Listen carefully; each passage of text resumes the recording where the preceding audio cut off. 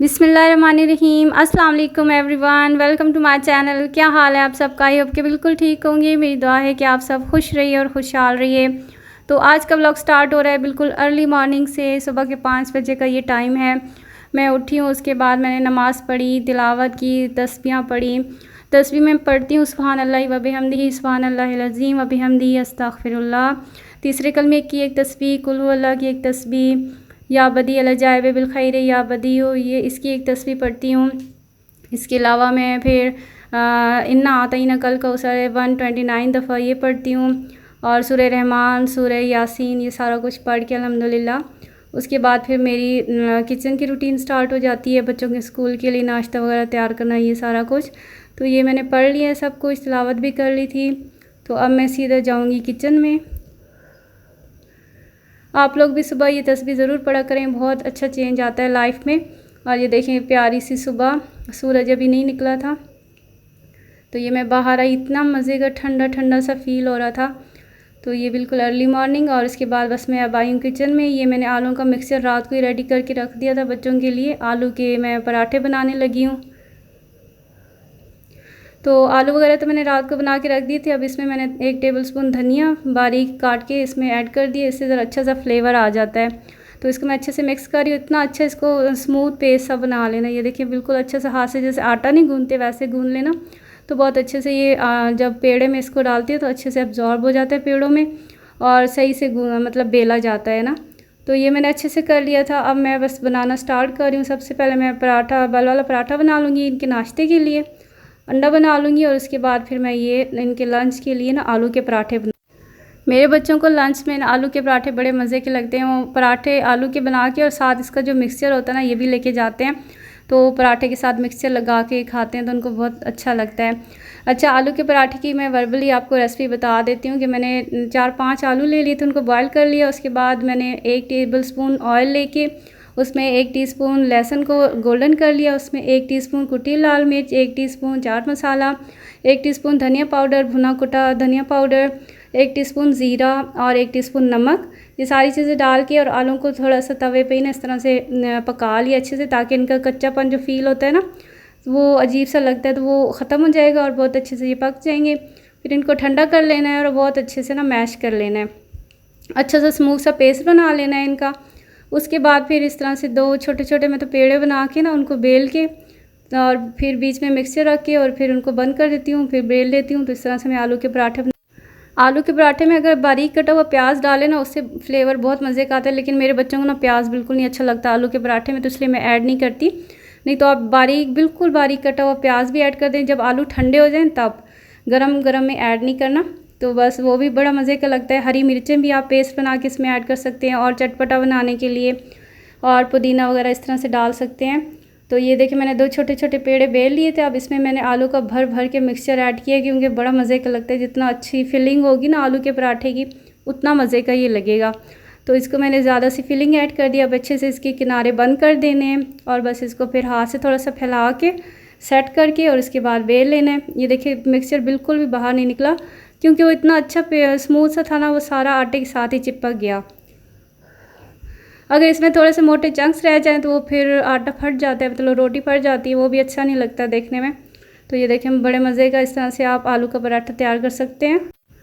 अब एक पराठा मैंने ऊपर डाल दिया तवे पे, दूसरे पराठे की तैयारी कर रही हूँ। तो आज सिर्फ रीशा और फातिमा स्कूल जा रहे थे, जैन नहीं गया, तो बस मैं फिर 2 पराठे ही बना रही थी उनके लंच बॉक्स के लिए। तो ये बस एक पराठा जब बन जाएगा तो फिर दूसरा इस तरह से मैं ऊपर डाल लूँगी और उसको फिर पका लूँगी।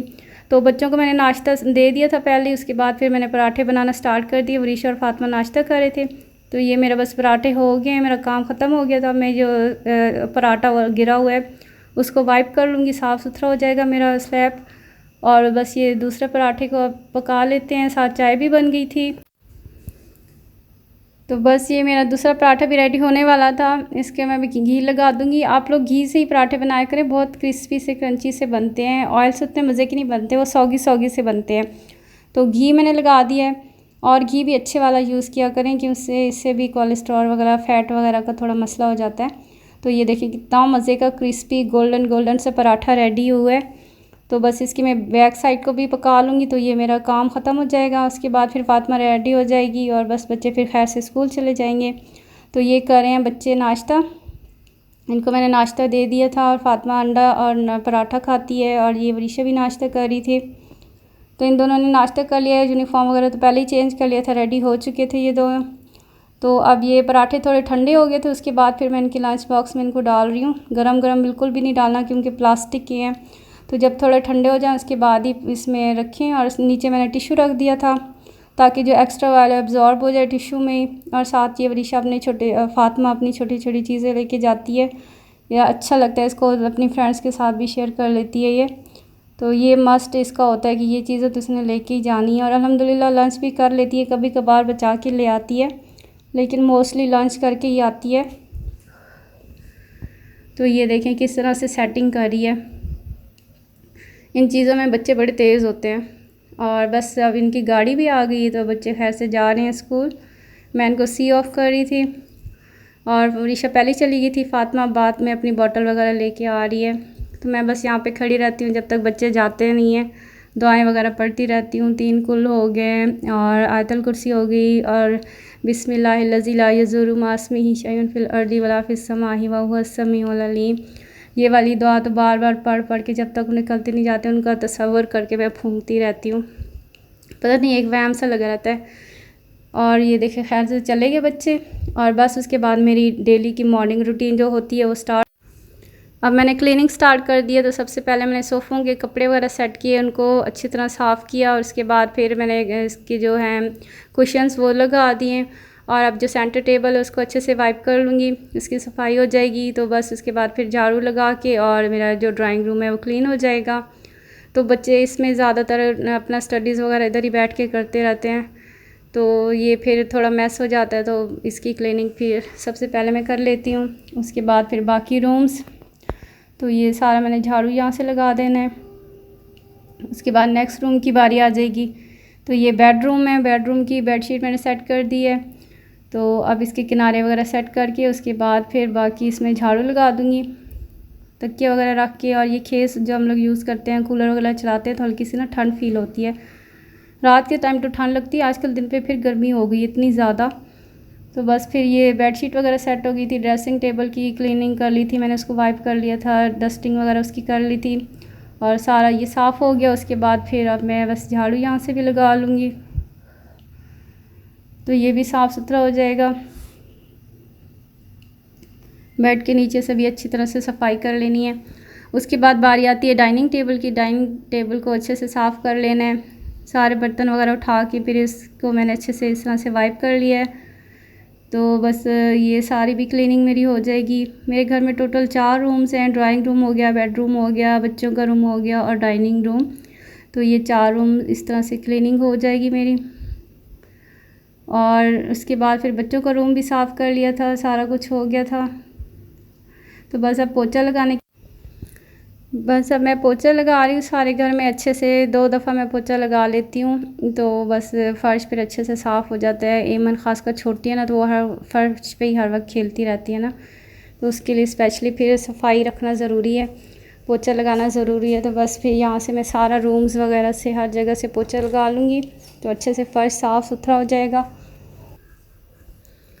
इसके बाद फिर मैं डाइनिंग एरिया वाला सारी क्लीनिंग करूँगी। मैंने पूरे घर में कारपेट्स वगैरह नहीं बिछाए क्योंकि ना उससे बहुत क्लीनिंग में प्रॉब्लम होती है ना, बच्चे हैं तो उतना मैस ये वो। और हमारा बिल्कुल ओपन घर है ना, तो यहाँ पे जो बंद हो ना, मतलब एक तरफ से एंट्रेंस हो तो उसमें तो चले कारपेट बिछाए जा सकते हैं।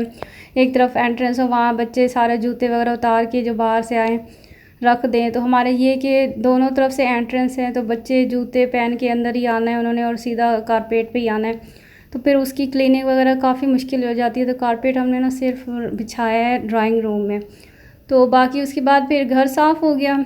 उसके बाद अब मैं आई हूँ यहाँ पे किचन में सबसे पहले तो बर्तन वगैरह वॉश करूँगी, नाश्ते वगैरह के बर्तन जो होते हैं वो वॉश करके उसके बाद चूल्हा साफ़ करना है, स्लैब वगैरह साफ़ करके और उसके बाद फिर लंच की तैयारी करूँगी। तो ये सारे मैं बर्तन धो रही हूँ, नाश्ते के बर्तन हैं, इसमें कप्स वगैरह होगी, प्लेट्स जिसमें आलू का मिक्सचर वगैरह था वो, और इस तरह तवा वगैरह ये सारा अच्छे से। और ये जो तवा मैंने नॉन स्टिक अभी वॉश किया ना, इसको आप कभी भी स्पंज की हार्ड वाली जो आपका स्क्रबर होता है ना, उसकी हार्ड वाली साइड से कभी भी ना वॉश किया करें, उससे ना उसकी कोटिंग उतर जाएगी और वो बिल्कुल यूज़लेस हो जाएगा ना, बिल्कुल मतलब जब कोटिंग उतर जाए तो उसको यूज़ नहीं करना चाहिए। तो उसको ना आप स्पंज वाली साइड से अच्छे से वॉश कर लिया करें, तो वो फिर अच्छे से वॉश भी हो जाता है और उसकी कोटिंग को कोई नुकसान नहीं होता। तो इस नॉन स्टिक बर्तनों का ना थोड़ा ख्याल रखना पड़ता है वॉश करते वक्त।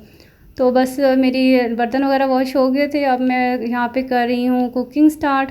यहाँ पे स्लैब वगैरह मैंने साफ़ कर ली थी, पहले ही चूल्हा साफ़ कर लिया था।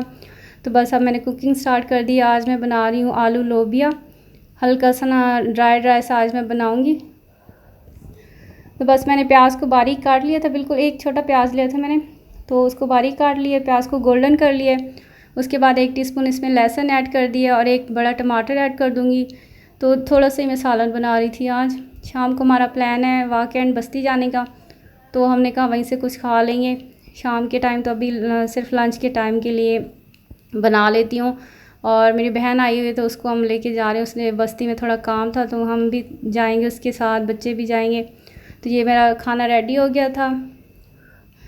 उसके बाद फिर थोड़ी देर बाद बच्चे आ गए, उनको मैंने सारी रोटियां वगैरह बना के दे दी, तो उन्होंने लंच वगैरह कर लिया था। तो ये मेरा आज का सिंपल सा छोटा सा व्लॉग था। आई होप कि आप लोगों को अच्छा लगा होगा। अगर अच्छा लगा हो तो लाइक ज़रूर कर दीजिएगा।